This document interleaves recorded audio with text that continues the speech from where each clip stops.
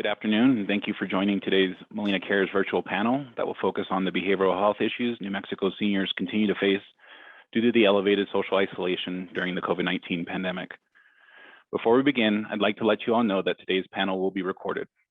All participant lines will remain muted, but attendees are encouraged to submit questions through the Q&A or chat feature. We'll do our best to ask our panelists your questions if there's time before the bottom of the hour.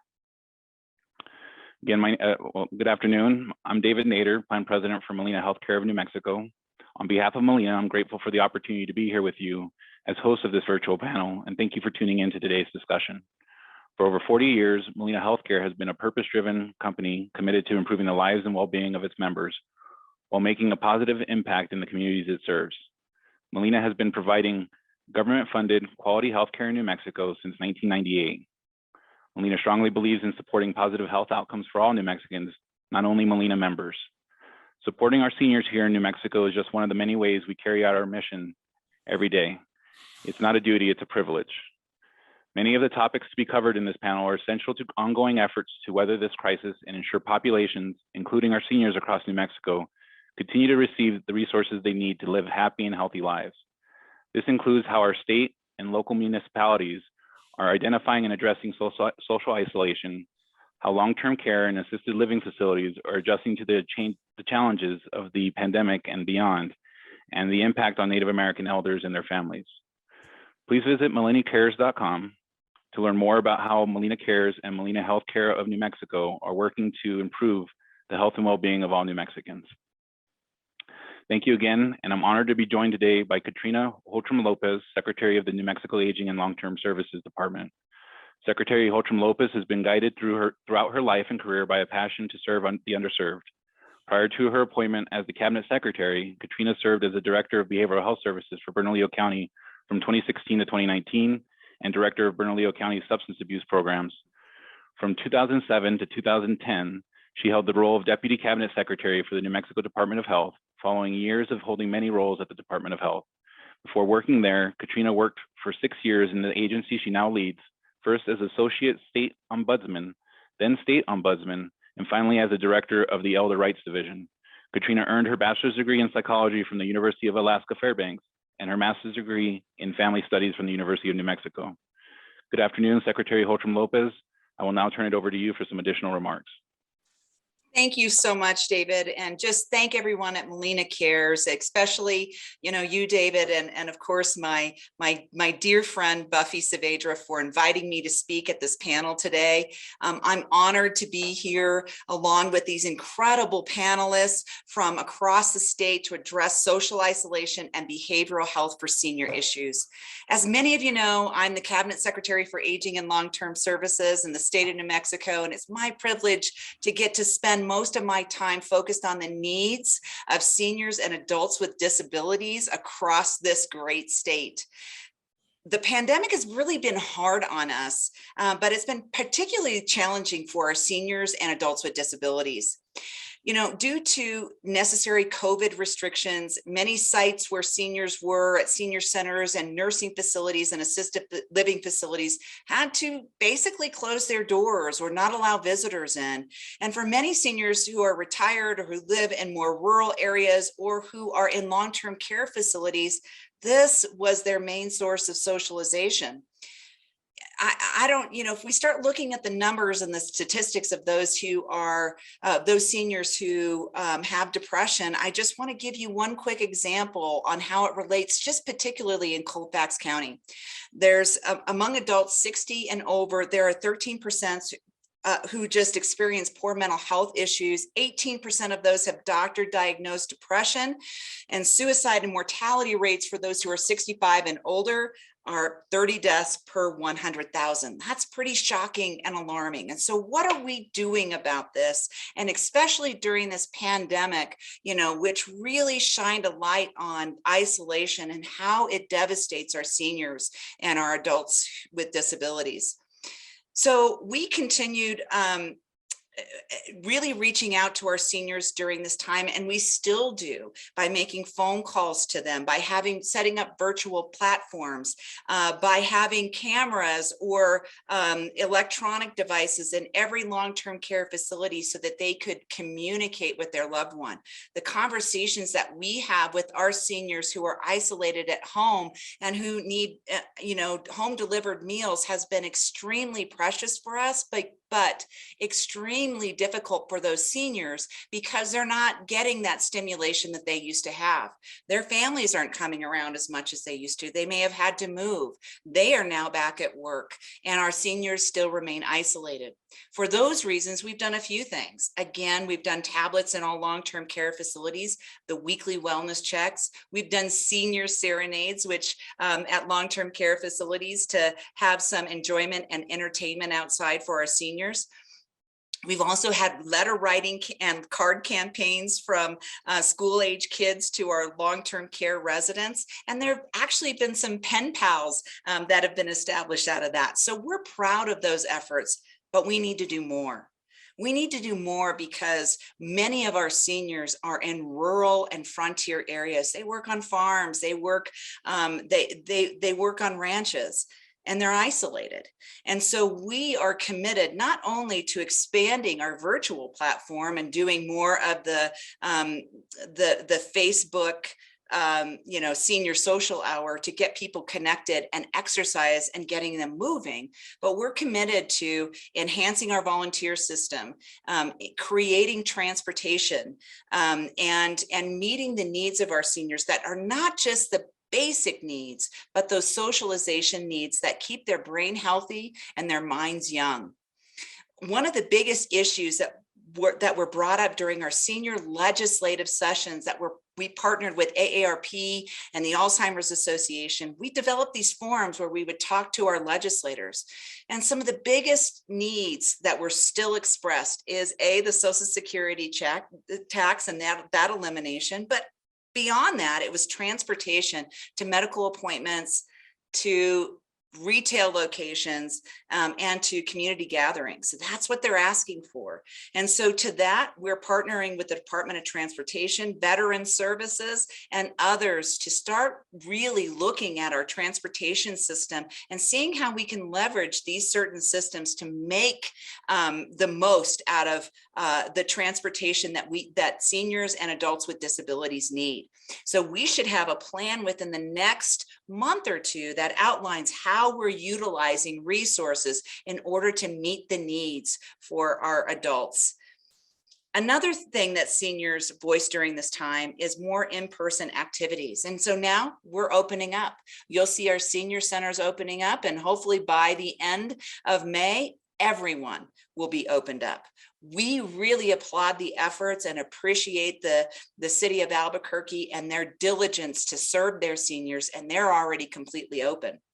And seniors are writing back telling us how much they love that and they love this new experience. We will continue to partner with folks like Vamanos in order to have seniors be able to do hiking. And we want to replicate that. Right now it's in Santa Fe. We would like that statewide. It is crucial that we continue to work towards paying for our hardworking staff who don't get paid nearly enough, who are our caregivers who now no longer work in the caregiving industry, which is why we have a heightened transportation problem around the state of New Mexico, and we are pushing for those increases.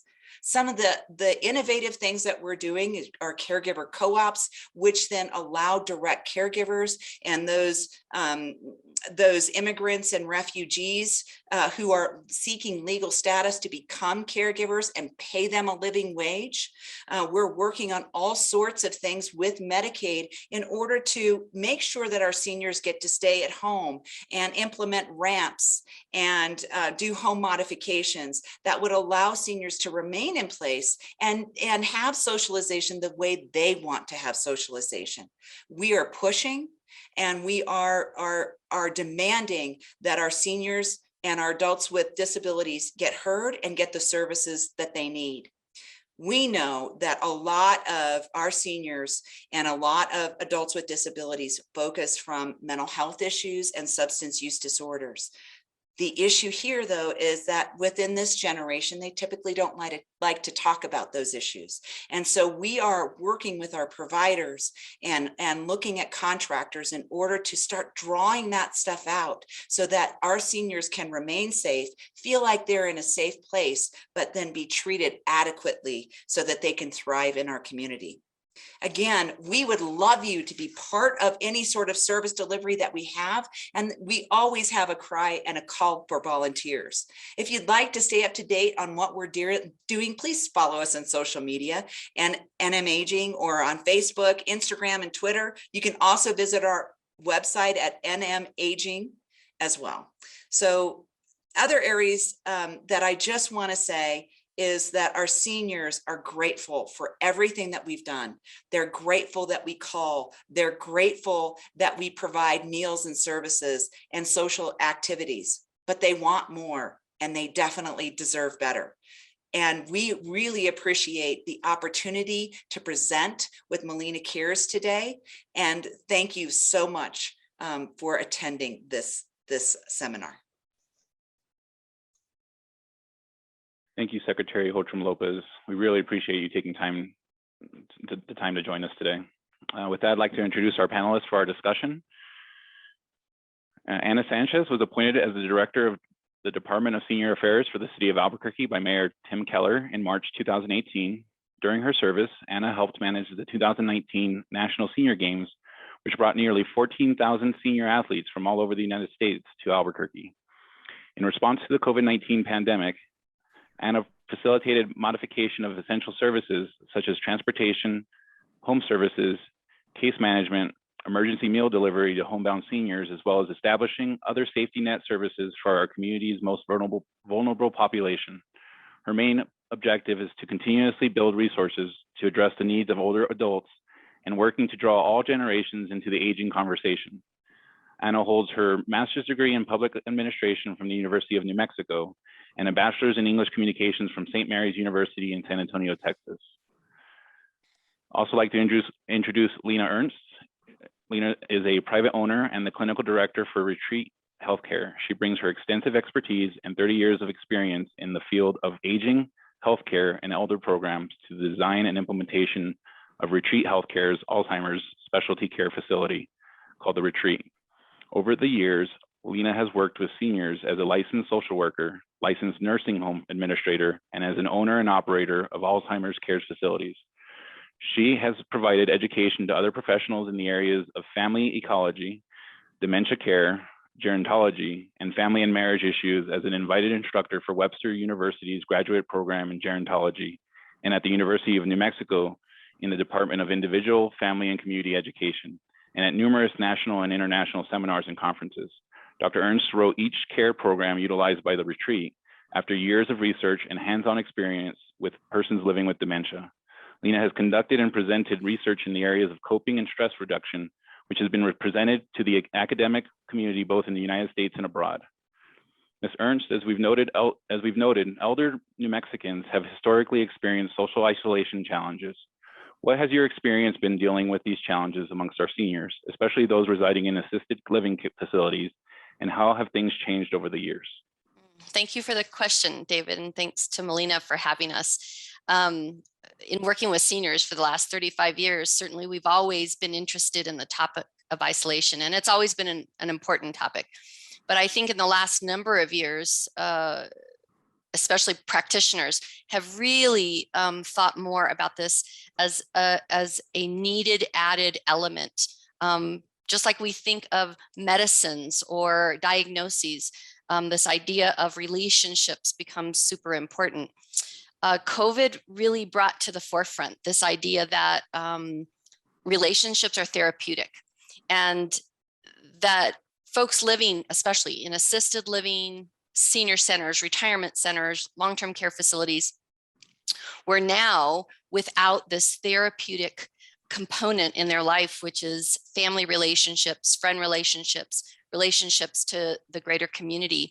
In many ways, really, assisted living as an industry had led the movement of culture change, of introducing this concept that we would bring children, intergenerational activities, therapeutic engagement activities into facilities, and that it's much more than giving care, bathing, dressing, grooming. It's really about creating environments and creating social opportunities for people to experience daily joy.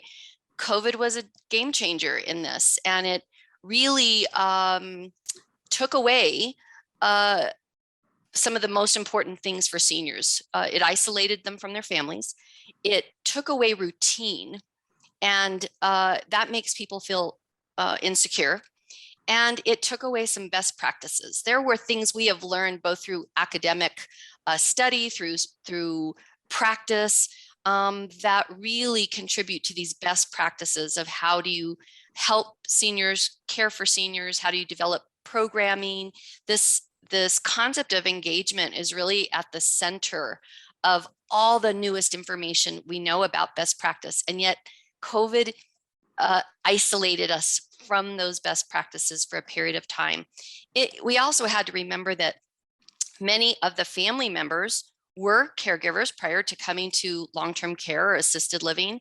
Many of them are seniors with the same needs to be connected to folks in their environments, in their neighborhoods, and with their loved ones who are living in long-term care. So it really affected folks in dramatic ways. I specifically work with the population and the group of seniors who live with dementia and cognitive impairment. This is a group of folks and families and caregivers that especially were hit hard with this required isolation. It was harmful in many ways for them to receive just daily care. Most folks living with cognitive impairment and their caregivers rely on networks and coalitions and other folks outside the home to really make this a manageable disease process for them. And it was especially hard for them. I will say, I know we'll have other conversation about what things we have done since COVID, but I think one of the biggest issues that this pointed out for everybody is that there needs to be a better communication. People need to be able to know that they can reach out and find the help that they need. Specifically in our state, we have an amazing aging and disability resource center. We call it the ADRC. And I think in your chat, they will put the phone number, but families need to know about it. We saw a huge increase in the use of the Aging and Disability Resource Center. We have the Alzheimer's Association to reach out to. Everybody got more calls, and this dramatic outreach that happened because isolation really emphasized how important it is for us to work together.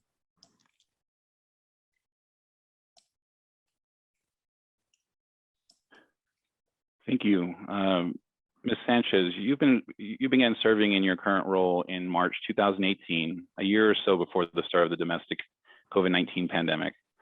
How quickly did you see an impact of the pandemic on seniors' behavioral health?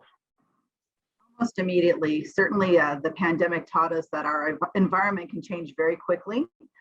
Certainly, that immediate impact, and as obviously Lena mentioned, it was folks at our senior centers or those that receive supports at home. We got double the amount of calls to our information and assistance line that is dedicated to senior support. And we actually had to transition to 7 days a week answering calls because there was so much concern on behalf of the public. We needed to reassure folks. We needed to obviously unwrap a lot of the confusion that was going on. If everybody remembers early on in the pandemic, whether or not it was community hoarding, just so much misinformation. And certainly our seniors were considered some of the most vulnerable to COVID. So we really wanted to take that seriously. And very fortunate, we were able to pivot our services. It was very difficult to make the decision to close the senior centers in Albuquerque. It was right actually almost before we had one of our very popular dances at Barela Senior Center that I vividly remember.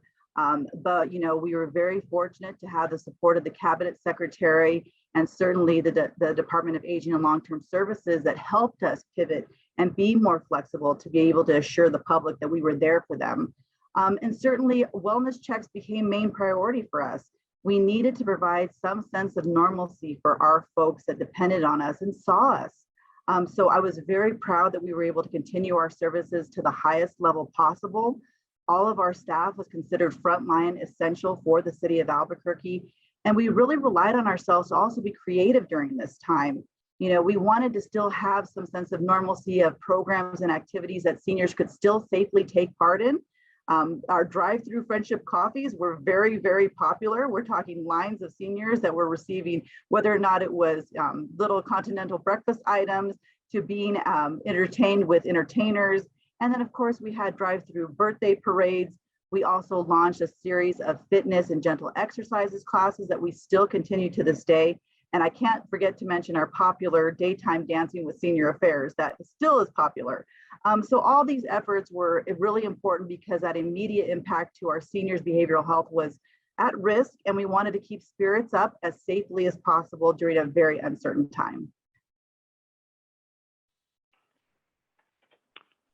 Thank you, Ms. Sanchez. It's clear that we have seen an increase in these issues over the past few years. So my next question is how we can continue to navigate and overcome this situation.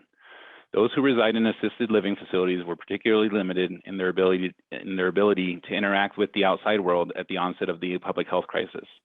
On top of that, New Mexico, like many states, continues to face a shortage of caregivers in the workforce. Ms. Ernst, what are some of the ways Retreat Healthcare was able to overcome that and support seniors during this period? Well, there's no doubt that the reduction of nurses, nursing assistants, caregivers, doctors had a huge toll on the long-term care industry. Current reports are there up to 80% of all long-term care, assisted living, the whole gamut that is incorporated in long-term care. Over 80% of these facilities currently are reporting difficulty finding staff. Over 1,500 long-term care facilities during the peak of the pandemic closed, either because of financial constraints or because they had no access to the caregivers that they needed. So this cripples an already hard job of long-term care. At Retreat Healthcare, we felt from the very beginning the best way to care for our residents and our employees was to stay committed to best practices. It was really easy to get distracted and to be afraid and to worry about things that we couldn't always control. So we found from the very beginning that our goals were to provide quality programming, which means staying very focused on best practices of care, was to provide predictability, was to provide a feeling of safety, consistency, and quality. When we centered ourselves to be focused on those things, it allowed us to adjust our operations in ways that met the needs of everybody, but kept us from panicking or getting off what was most important, which were these best practices and taking care of folks. What we found for employees is that they understood clearly they were being asked to go in when everybody was being asked to stay home. When everybody else was home with families, they were being asked to leave their families. And so it is almost common sense, and yet maybe one of the silver linings of the pandemic is the recognition and the spotlight that was shown onto caregivers, healthcare workers, and what we wanted to do, and I think what we did successfully, and it maintained our ability to continue our staffing, was to provide the support systems that the employees needed and wanted during that time. Education, very in the moment education, small groups of answering questions. We had a full physician group being available for one-to-one consultation. We started a 24/7 hotline so that employees could call one of the medical committee representatives literally 24/7, even if it's asking questions about their own families, about extended family members. We found that if we could alleviate their concern for their own families or for themselves, that they were very willing and wanted to serve others. It's a calling, it's what you want to do in the profession, but you needed that stability and that support system. We acknowledged that this did not happen to just seniors or to some families. This happened to everybody. And so it was okay to be able to adjust work schedules. We found that we created new ways of scheduling staff so that they could maintain their family commitments. We found others wanting to work more hours to be of service. We found others who needed to work less hours. We learned that flexibility and support became the cornerstone. But really, I feel that it was caregivers want to know that what they're doing matters, and it's recognition. You got to be able to, they want to be seen and they want to be heard. So finding ways to get them to acknowledge their own fears, to be in a work environment where you can say it's okay to be afraid, but we're still going to do the work that we know needs to be done. And mostly that we acknowledged that they were the surrogates. They stood in the place of other family members. And we recognize that our own families who were not allowed to come in were acknowledging them. We found ways, we did a Valentine campaign and had families write Valentines to the staff of what it meant for them to stand in their place. I think that these are concepts that are not new, but were not necessarily embraced at the same level as they were during COVID and are now. We're not going to go back. Nobody should. We now understand the importance of these roles.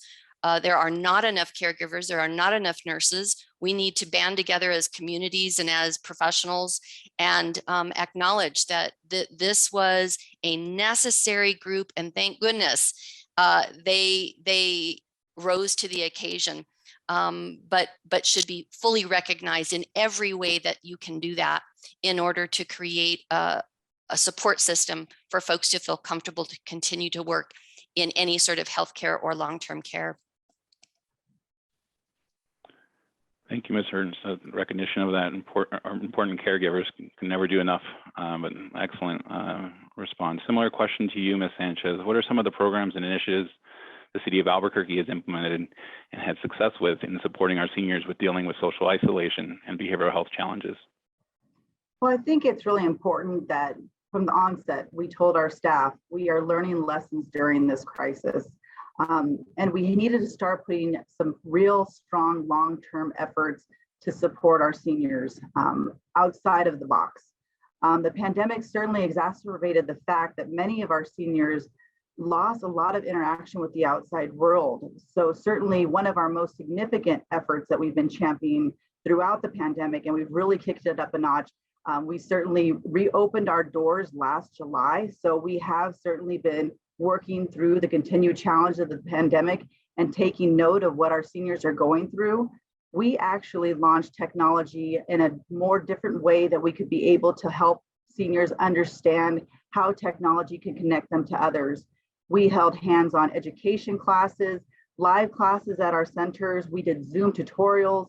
And most recently, one of the most significant efforts, and we're very, very grateful that we had the first ever 50 and older technology fair at our North Domingo Baca Multi-Generational Center.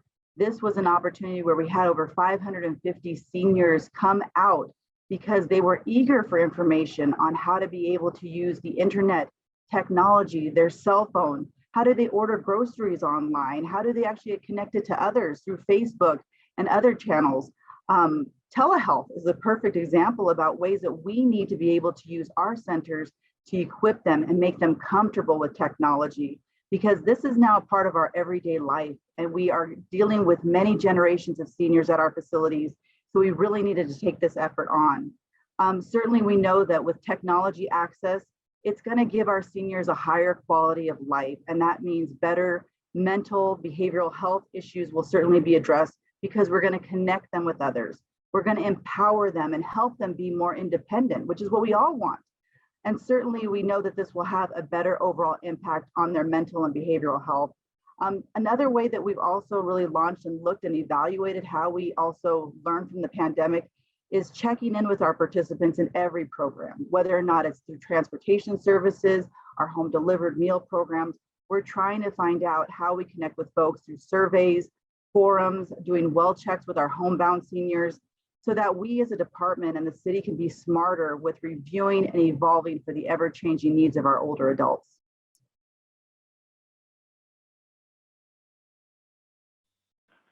Excellent. Thank you, Ms. Sanchez. We have talked about how social isolation and behavioral health issues have been impacted by the pandemic, and we discussed the services and approaches to the care that have been used to navigate these challenges. As we can see with the diverse group of panelists we spoke with today, no one sector is going to be able to solve this crisis alone, and cooperation between government, community organizations, and healthcare providers is essential. As we continue to address this situation through the remainder of the COVID-19 pandemic and beyond, I would appreciate our panelists' perspective on how all stakeholders can work together to support seniors facing social isolation across our state, ensure high quality of care, and create the best environment possible to improve behavioral health outcomes. Let's start with Ms. Ernst. Sure. In the few minutes we have, I think that, again, if we're looking for silver linings of the last 2 years, many folks felt the disruption of their life and the quality of their life by losing their routines, by losing those things that make us feel purposeful. Many times for us, it's work, it's outside community activity. I think we all got a little taste of what it is to be isolated from greater community, and has made us more empathetic to the situation that many folks find themselves in if they are disabled, elderly, seniors, living remotely, not able to be connected to a greater community. So I think we need to harness that shared experience and work toward not allowing ourselves to go back to some of the older practices and allowing this kind of isolation to take place. We also learned greatly during the last 2 years that you can have great programming environments and programming and interaction, and you can still have great infection control. So what we learned as medical practitioners was there is a way to use best practices to keep ourselves safe, but at the same time not have to completely isolate from each other. I don't know if in my lifetime there will be another pandemic, but certainly we know there will be other kinds of issues like this that will possibly come up again. So we use it as that kind of learning experience. Finally, I would say that I think this has been a call to action on the need to expand the training and educational programs for healthcare. We also identified this very large population who have comorbid disease processes or are at risk even with other types of viruses. So the healthcare system is fragile. I think we see that and it must be supported. Long-term care specifically is going to need to be supported. And we all want nursing homes and assisted living and the services for seniors to be top notch. I think this is a call for action that we have to do it together. It's government, business, private citizens, academic institutions working together. If we identify it as a goal and work in that way, we will see an improvement, and we will be prepared for other kinds of pandemics or calamities that may come in the future. And finally, I think that we recognize that we don't live in isolation. We do live in community. We live in families. We live in neighborhoods, and to look after one another in some way or in some fashion is certainly a profession for professional caregivers, but it's in all of us. And so to be able to recognize these caregivers that do it for a living, I hope that continues in terms of being on the forefront of our conversation. Thank you for having me today. Thank you, Ms. Ernst. Ms. Sanchez, same question. Well, certainly social isolation and behavioral health issues for seniors require a lot of stakeholders to be at the table. We need to work together by sharing resources and supports to help guide our seniors to the best possible options for their own personal care. We know that in Albuquerque, the senior population is going to grow significantly over the next 8 years, and are we prepared? And I'll tell you what the Department of Senior Affairs for the City of Albuquerque is doing and working towards. One of our main goals is under the umbrella of being a more age-friendly community. Certainly, we want to engage internal and external stakeholders in this work so that we can all understand what this growth actually means when it comes to the needs and challenges that our older adults are facing. Secondly, we really want to help elevate the conversation around aging. How can we be more thoughtful to engage and advocate for this population on a greater scale, whether or not it's workforce? Certainly, we have real opportunities for us to band together as partners in this work, whether or not it's spaces of healthcare, economic development, engagement of older adults, but also how we think about building our communities that provide healthy spaces and opportunities for older adults. We all want to continue to do this work and partner together, and it's going to take everybody at that table. And we all know that it's going to lead to a better quality of life for all as we age here and prepare us for that longevity of aging that we will see in our community. Thank you so much for having me. Thank you. Let's wrap. I certainly think it's clear that the pandemic brought to light some unique challenges that our senior community has been dealing with when it comes to their behavioral health. But I'm grateful that we have dedicated leaders like you, Ms. Ernst, Ms. Sanchez, for helping the community navigate the COVID-19 pandemic and whatever the future holds. I want to thank all of our speakers and attendees for joining today. If you want to learn more about Melina's work in the community, you can visit us at melinacares.com. Thank you again for taking time today to join us.